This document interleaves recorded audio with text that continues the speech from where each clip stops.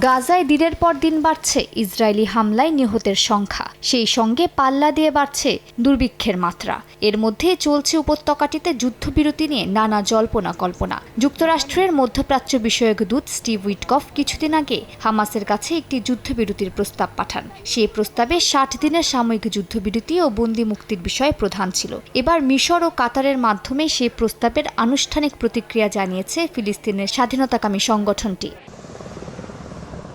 Hamas যুক্তরাষ্ট্র প্রস্তাবিত সাময়িক যুদ্ধবিরতির বদলে পূর্ণ যুদ্ধবিরতির দাবি করেছে। সেই সঙ্গে গাজা থেকে সব ইসরায়েলি সেনা প্রত্যাহার ও মানবিক সহায়তা সরবরাহ অব্যাহত রাখার আহ্বান জানিয়েছে তারা। সংগঠনটির পাল্টা এই যুদ্ধবিরতির প্রস্তাব সম্পূর্ণ অগ্রহণযোগ্য বলে মন্তব্য করেছেন মধ্যপ্রাচ্য বিষয়ক মার্কিন দূত স্টিভ উইটকফ। শনিবার এক্সে দেয়া বিবৃতিতে তিনি বলেন, হামাসের প্রতিক্রিয়া যুদ্ধবিরতির সম্ভাবনার গতিকে মন্থর করে দিচ্ছে। উইটকফের প্রতিক্রিয়ার সঙ্গে একমত পোষণ করে ইসরায়েল। প্রধানমন্ত্রী বেনিয়ামিন নেতানিয়াহু বলেন, যুক্তরাষ্ট্রের প্রস্তাবে তারা সম্মত হলেও হামাসের প্রতিক্রিয়া পরিস্থিতিকে পিছিয়ে দেবে। এ সময় তিনি আরও বলেন, হামাসকে পরাজিত করার কার্যক্রম অব্যাহত থাকবে।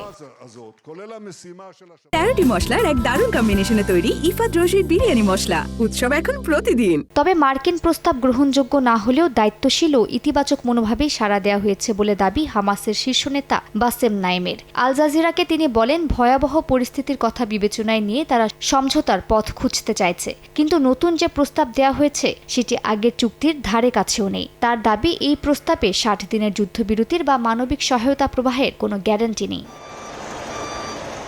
এদিকে জাতিসংঘের শরণার্থী সংস্থা UNRWA জানায়, গেল ২ সপ্তাহে মাত্র ৯০০ ট্রাক গাজায় ঢুকেছে, যা দৈনিক চাহিদার ১০%ও না। এই সাহায্য একটি বিদ্রূপ বলে আখ্যা দিয়েছে সংস্থাটি। মালিহা সুহরাওয়ার্দী, সময় সংবাদ।